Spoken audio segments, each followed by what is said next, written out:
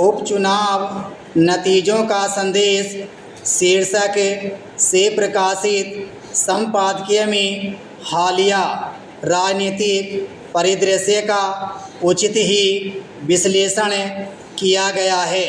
हमारा देश दुनिया का सबसे बड़ा लोकतंत्र है और लोकतंत्र में हर चुनाव में ऊंट किस करवट बैठ जाए अर्थात मतदाता किसके सिर जीत का ताज सजा दे, यह कोई पता नहीं।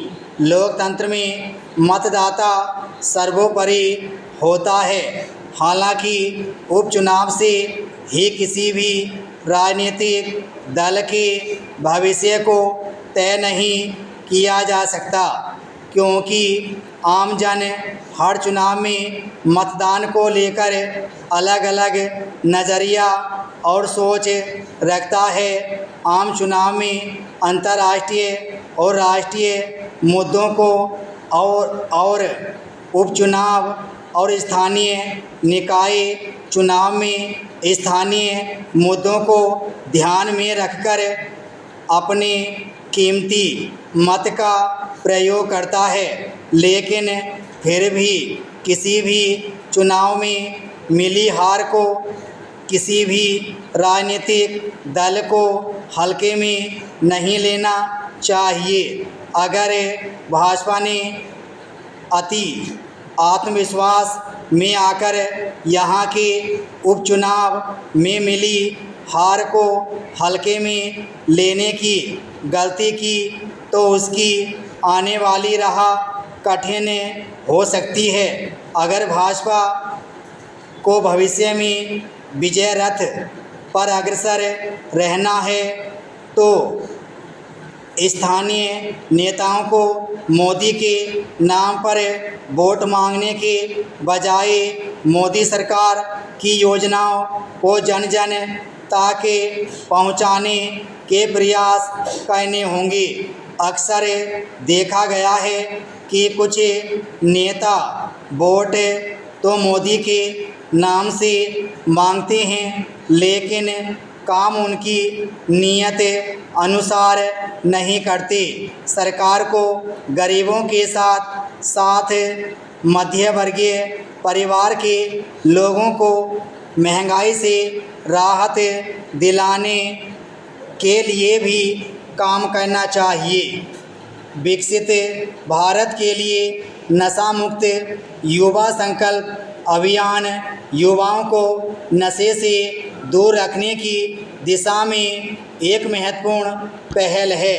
अमरोहा जनपद में भी समय समय पर पुलिस प्रशासन, स्वास्थ्य विभाग और शिक्षण संस्थानों द्वारा जागरूकता अभियान चलाए जाते हैं। यदि हर नागरिक युवाओं को नशे से दूर रखने का संकल्प लें तो स्वस्थ, सुरक्षित और विकसित समाज के निर्माण का लक्ष्य और मजबूत होगा।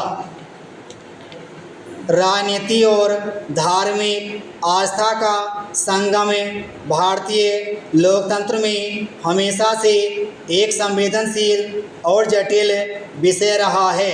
हाल के दिनों में विपक्षी पार्टियों द्वारा चंदा चोरी के आरोपों को स्वांग करार देने और इसे धार्मिक आस्था से जोड़ने की बहस ने देश के राजनीतिक पटल को गरमा दिया है।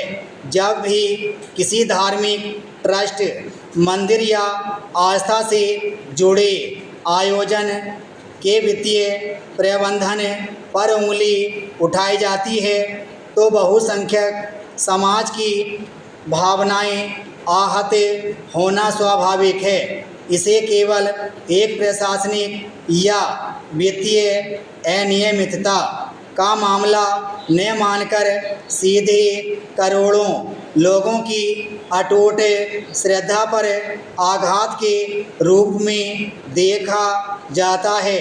विपक्ष का तर्क होता है कि वे पारदर्शिता की मांग कर रहे हैं, लेकिन जब इन आरोपों का आधार पुख्ता नहीं होता तो आम जनता इसे अपनी आस्था को कमज़ोर करने और एक पवित्र व्यवस्था को बदनाम करने की साजिश के रूप में देखने लगती है। इस पूरे प्रकरण में सत्तारूढ़ पार्टी का विरोध और उसका आक्रामक रुख काफ़ी हद तक जायज़ और स्वाभाविक प्रतीत होता है। सत्तारूढ़ दल खुद को सांस्कृतिक राष्ट्रवाद और धार्मिक धरोहरों के संरक्षक के रूप में पेश करता आया है। विराम स्टॉप।